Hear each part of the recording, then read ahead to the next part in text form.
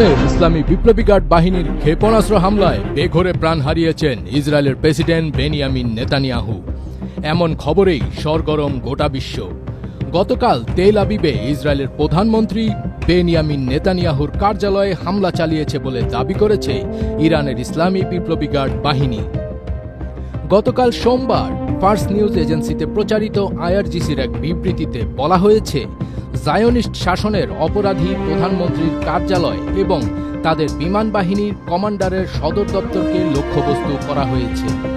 এ হামলায় খাইবার ক্ষেপণাস্ত্র ব্যবহার করা হয়েছে বলে জানিয়েছে আইআরজিসি। ইসরায়েলি প্রধানমন্ত্রীর কার্যালয়ে হামলার খবর মিললেও সে সময় নেতানিয়াহু কোথায় ছিলেন তা এখনও নিশ্চিতভাবে জানা যায়নি। ইসরায়েলি প্রশাসনের পক্ষ থেকেও এ বিষয়ে এখনও পর্যন্ত কোনো মন্তব্য করা হয়নি। ইসরায়েলি সংবাদ মাধ্যমগুলো বলছে, একই স্থানে ইরানি ক্ষেপণাস্ত্র হামলার পর নেতানিয়াহু বেত শেমেশে তার নির্ধারিত সফর বাতিল করেন। এদিকে প্রায় 28 ঘন্টা যাবৎ অনলাইনে দেখা যাচ্ছে না নেতানিয়াহুকে, যার ফলে আরও রহস্য দানা বেঁধেছে। অন্যদিকে ইরানের সামরিক বাহিনী এখনও সক্রিয় থাকায় দেশটির শাসক গোষ্ঠীকে উৎখাত করাটা কঠিন মনে করছেন যুক্তরাষ্ট্রের কেন্দ্রীয় তদন্ত সংস্থার সাবেক পরিচালক ডেভিড পেট্রাউ।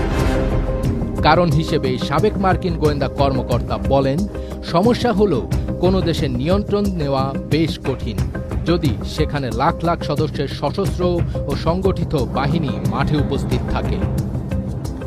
অন্যদিকে পারস্য উপসাগরে মার্কিন বিমানবাহী রণতরী ইউএসএস আব্রাহাম লিঙ্কনে ক্ষেপণাস্ত্র হামলার দাবি করেছে ইরানের রেভলিউশনারি গার্ডস।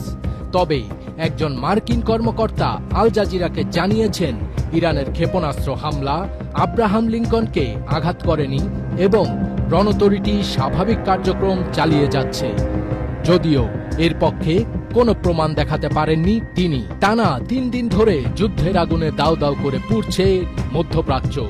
খামেনি হত্যার প্রতিশোধ নিতে ইসরায়েল সহ মধ্যপ্রাচ্যে থাকা মার্কিন ঘাঁটিগুলো নিশানা করেছে ইরান।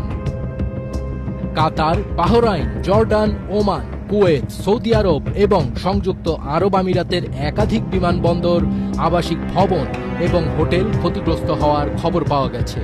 হতাহত হয়েছেন বেশ কয়েকজন মার্কিন সেনাও। তেল আবিব, হাইফা এবং জেরুজালেমের একাধিক ইসরায়েলি লক্ষ্যবস্তুতেও ইরানের ক্ষেপণাস্ত্র হামলায় হতাহত ও ক্ষয়ক্ষতির খবর পাওয়া গেছে।